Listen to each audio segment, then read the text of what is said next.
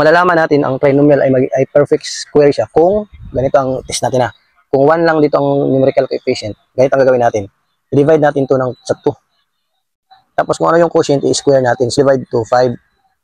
I-square natin, so 25. Ang ibig sabihin, perfect square trinomial. So ang factor niyan ay x plus 5. Dalawang x plus 5. I-check ulit natin kung perfect square trinomial ito. Divide natin ito sa 2. Di ba negative 7? I-square natin, positive 49. Kaya ito yung perfect square trinomial.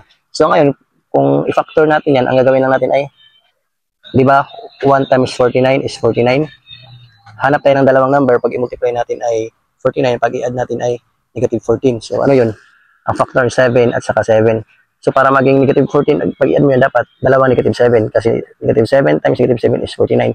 Pag i-add natin itong dalawa negative 14. Kaya ang factor natin ay y minus 7 or y minus 7 squared. So itong dalawa ay perfect square trinomial. Follow for more.